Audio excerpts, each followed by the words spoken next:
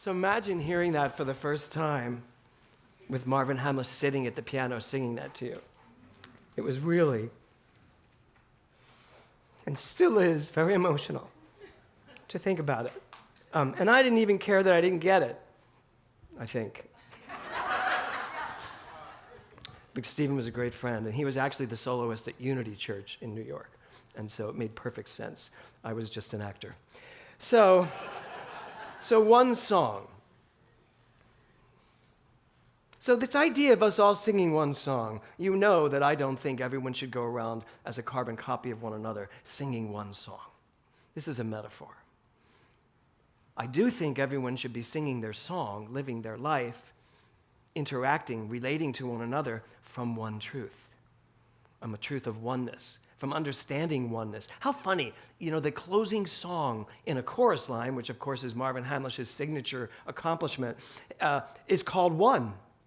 One. Simple. Anyway, I think that's all I remember of that choreography. One. No, I think I remember some of it.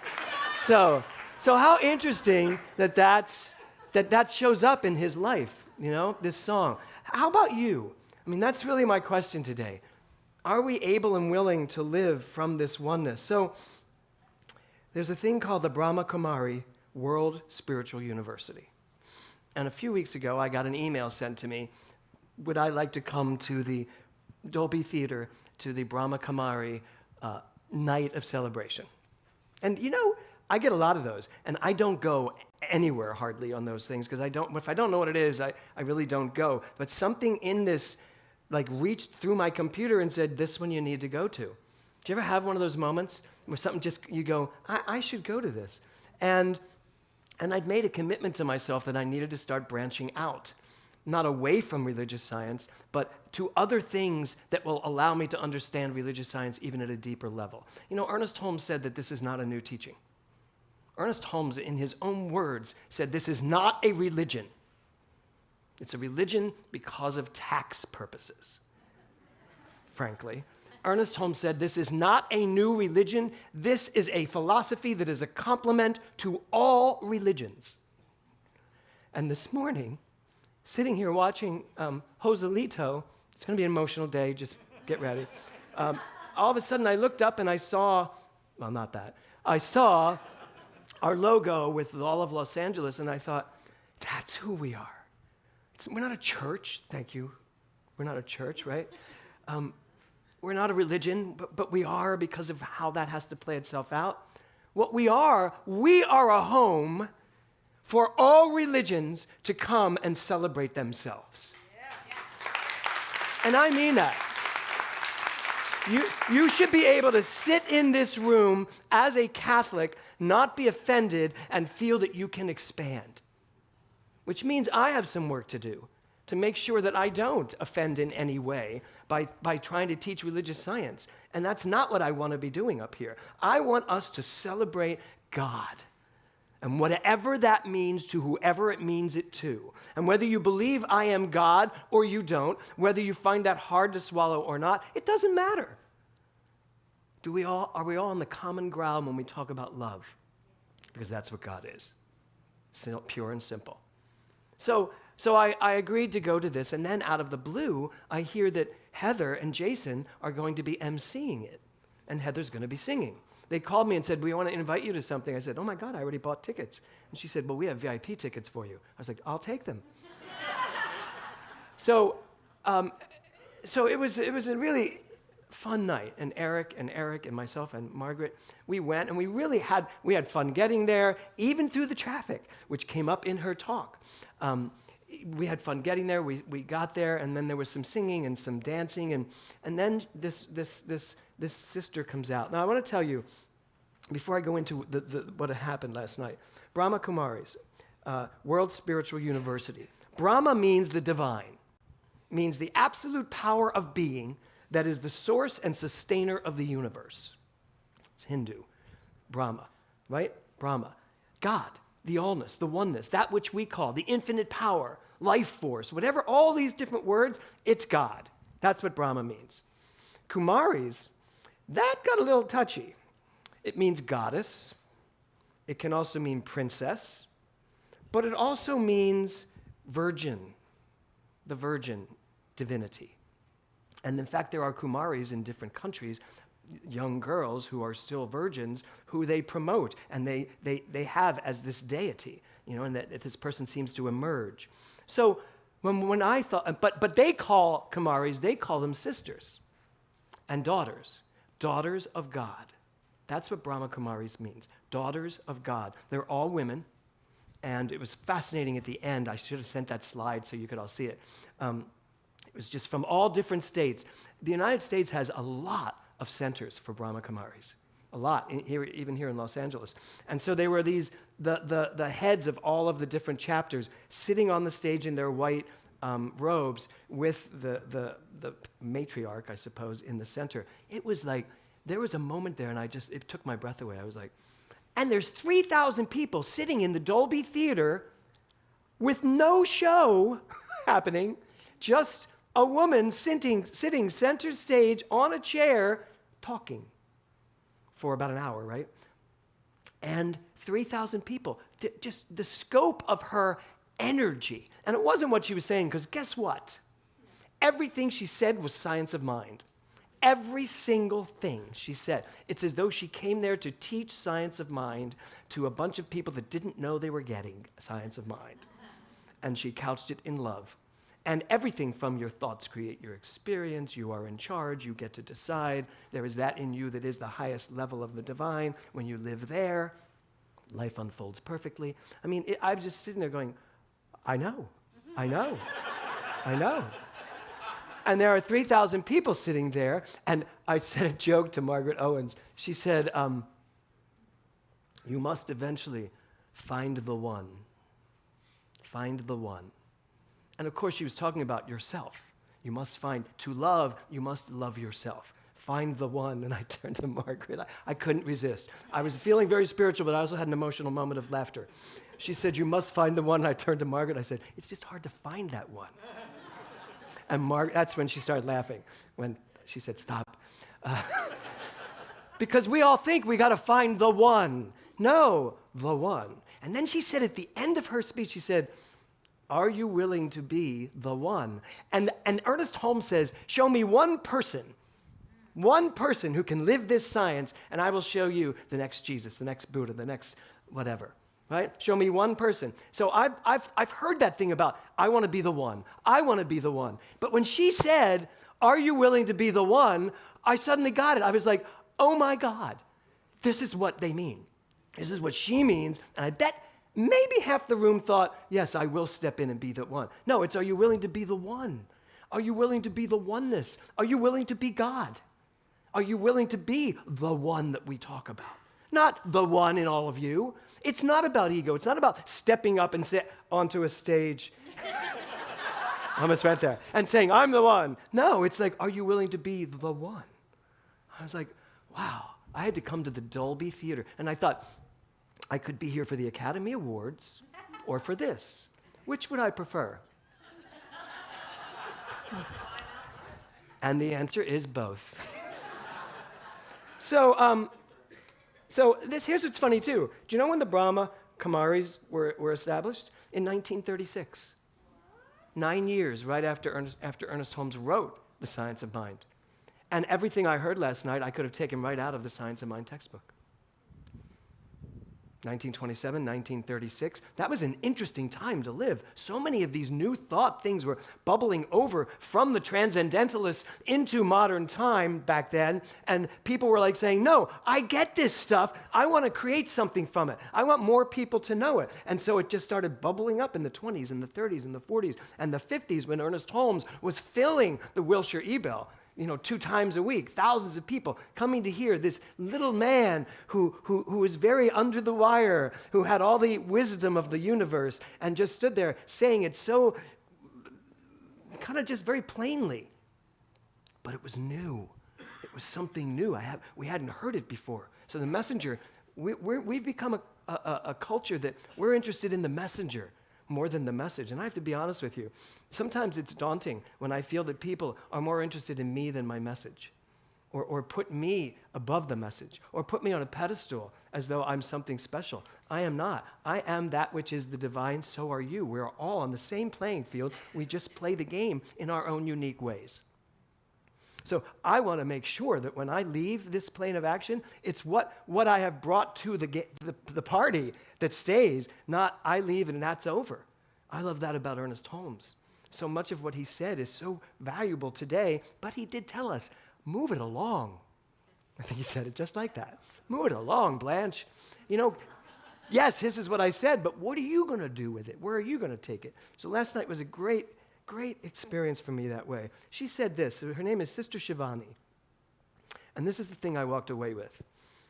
I vibrate at the frequency of divinity. And she just sat there saying, if you can start every day saying to yourself, I vibrate at the frequency of divinity. She talked last night, believe it or not, about quantum physics, about the fact, without saying quantum physics, about the fact that it's all energy, it's all frequency. You can vibrate at any level of frequency. Are you willing to vibrate at the divinity level of frequency? What is another name for that? Christ consciousness in the Christian faith. Are we willing to vibrate at that level? Now, to vibrate at that level means we are in harmony with everything in life. And that means everything. That means the good, the bad, and anything we put in between. We have to be in harmony with our greatest accomplishments and our most horrific failures. In harmony. I vibrate at the level of divinity doesn't mean I every now and then take a vacation and drop down to the world of pain and suffering. Can we do this? Yes, we can. And we don't have to become a yogi sitting on a mountain to make it happen. What I loved about her is that she literally was talking about, can you live in this world from that place? And that to me is what this whole month is about, of harmony. So my talk title is this. Can you hear it? What do you hear in your world? When we're talking about harmony, and Barbara picked such a beautiful slide for that with the bells, what do you hear in your world? Just think for a moment about the way you hear what's going on in your world. Think about all the things that you get to hear, the news, people. What are you hearing? What do you mostly hear around you? What shows up in your world when it comes to how you hear things? Because if we're going to sing one song, we're going to hear one song. If there's only one song playing, there's only one song to listen to. And if that one song is love and peace and joy, she gave a homework, I guess, an assignment. She actually gave a challenge to 3,000 people. Can you try for 24 hours to love only? Just for 24 hours, she did at the end say, and then at the end of that day, you can choose to do it the next day and the day after that. She says, and then eventually you'll forget how you used to live. So, love only.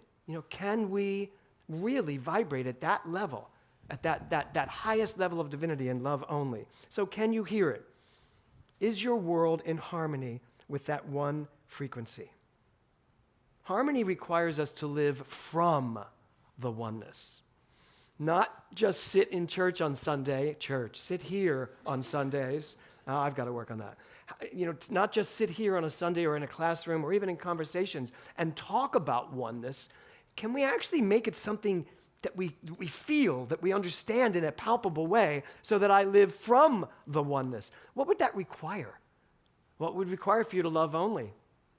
It would require for you to come from love at all times, no matter what. And I know all of us sitting here, myself included, can totally point to someone who has done something in some way that really kind of should be outside the lines of love only. I can love only not him, right? Or only not her, or only not my mother, my father, whatever it is, wherever you've put it.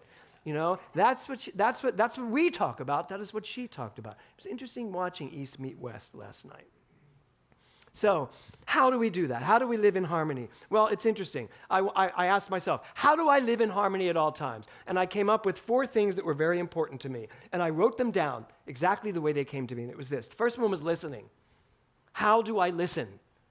Do I really listen from the highest level of the frequency of divinity? Or do I listen to what Sean says to me from the world of form? If he's sharing bad news to me, have I gone down to that bad news, heard it, and relate to it? Now I'm reacting to it down here. Or am I willing to stay in the truth and hear what he has to say and know without a shadow of a doubt that at all times my good is unfolding? Even here, there's good here. Somewhere there's good here. If you could really take your mind and convince it there's good in everything, then nothing can throw you.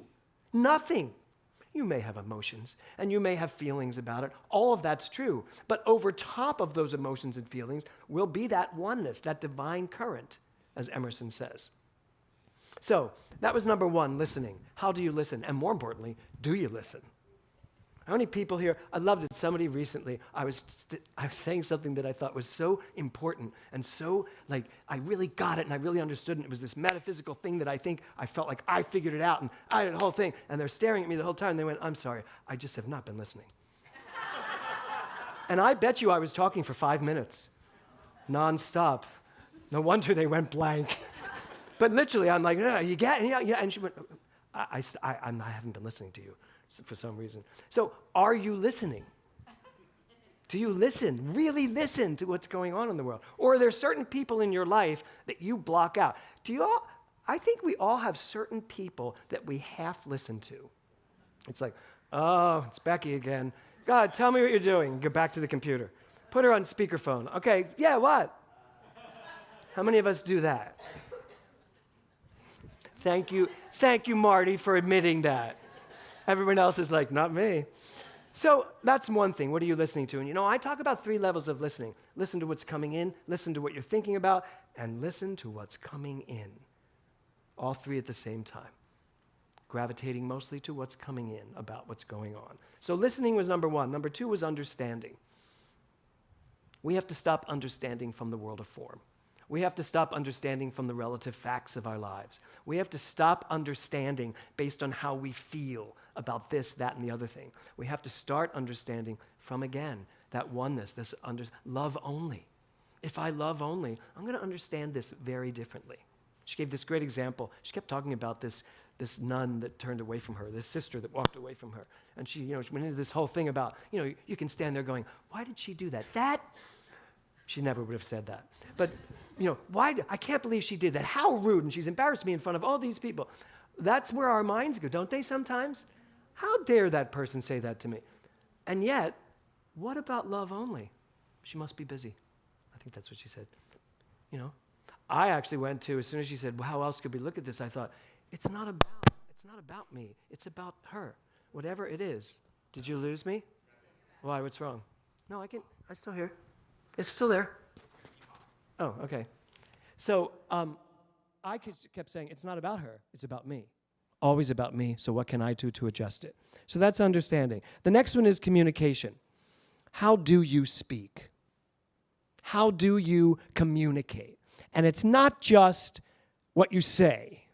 Because, I've talked about this before, and we had a whole communication week in boot camp.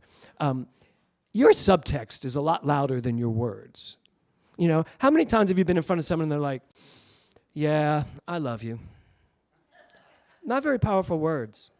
Or even, I love you.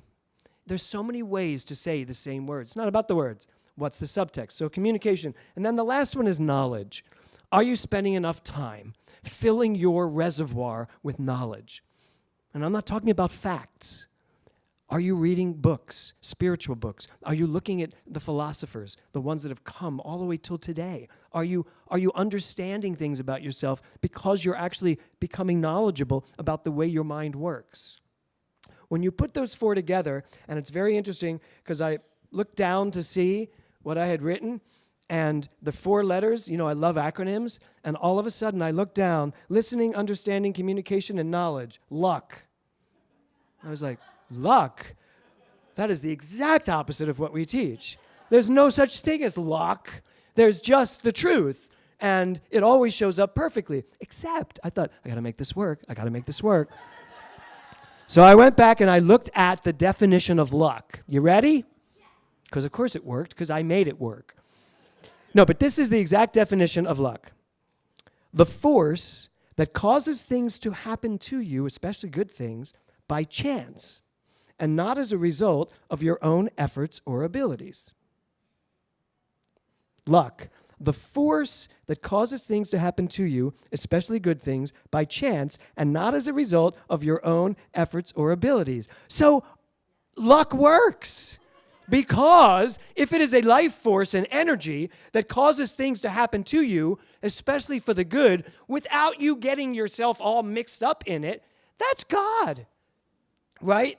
That is this energy that just always is allowing the good to happen to you. Now, you can get in there and create what we call bad luck, because you can get in there and screw it all up and not allow the high vibration to flow through you, and take yourself down to a lower vibration, and now you've got to live with whatever you've created. The person turns away from you and you're like, yo, that was rude. Well, now you have to deal with that person coming back to you and telling you why they were rude to you. Now they're telling you, now you're dealing with what they said, now you're angry, now you're in a fight, so you've created all that. But in truth, when we look at luck as that thing that a person turns away from you, you understand the truth about them, it's very lucky for you that you didn't have to hear what they thought about you in that moment. So now, when I hear luck of the Irish, which my mother used to say to me all the time, she was like, it's the luck of the Irish. No, it's just the energy of God. And I don't know about you, but I want to be lucky in that respect. I want to be so lucky that I just allow all the good to come through me without me having to work that hard to make it happen. So, one of the things that I came up with this week was understanding life through a spiritual lens. Understanding life through a spiritual lens. Walking through, and I loved what yes, thank you, Audrey. What Audrey said, I'm trying to remember what you said. Polishing the mirror. Did you hear her say that in her treatment? You probably don't remember you said it. Polishing the mirror. We need to polish our lenses and stop seeing the world through cloudy eyes, through cloudy philosophy, through cloudy beliefs that we're still trying to make sense out of, right? Polish the mirror, or understanding life through a spiritual lens. So on the back of a penny, I don't know why I was looking at a penny. How many of you really even look at pennies anymore? They just don't really play much into our commerce. But I was looking at one, and I was looking at the e pluribus unum, right? One out of many. Well, what is oneness? Oneness is many into one. This is one out of many. So it's the same thing, vice versa. Now, St. Augustine, in Confessions of Faith, he called it ex pluribus unum, meaning, and I love this, when each person loves the other as much as himself, it makes one out of many. Is that not fascinating? Ex pluribus unum. When each person loves the other as much as himself, it makes one out of many. Love the others as much as myself. Love only. So, what is the practicality of being in the consciousness of divinity? The practicality of you living from this state of divinity, this state of oneness, it makes every aspect of your life practical. Every aspect. You have money issues? Step back up. Step up to the truth, and now look at it all and bring it out, bring it forward from that position. So last night for me was all about understanding the practicality of what this whole thing is that we call science of mind, what this whole thing is that we call religion, spirituality. And I would like to give you a little challenge for this week as well. I want you to focus on being in harmony with your world by choosing to raise one aspect of your life. Pick an aspect of your life, any individual, something in your life that you would like to raise the frequency on. Just this week, choose one aspect of your life and raise the frequency to the highest you can raise it and see what happens. That means you're going to be able to change your life by making a decision to choose something to change. You all good with that? And how that works is, notice when you're not in harmony. If you are not in harmony with whatever's going on in some situation, that's when you need to raise in consciousness. So everyone take a deep breath and close your eyes for a second.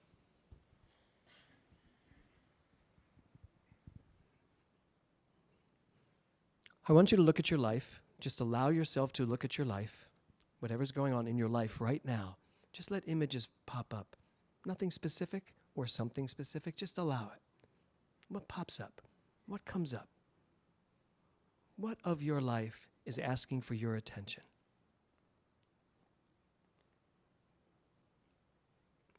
Whatever that is, there is a power and a presence, a divinity, a frequency of love that surrounds it, expands it, knows exactly what it is, what it needs to do, how it needs to resolve or expand. And right here and right now, you can let it go, knowing it is already handled. It is already done. So whatever that is, bless it, let it do what it needs to do, and know that it is done. And just take another deep breath. And I'd like you to just repeat this after me. It is done. Take another deep breath. Repeat it again. It is done. And one more. It is done. Okay, open your eyes. It's that simple.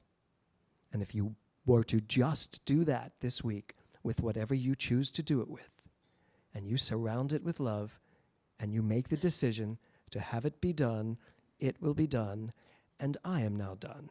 Namaste.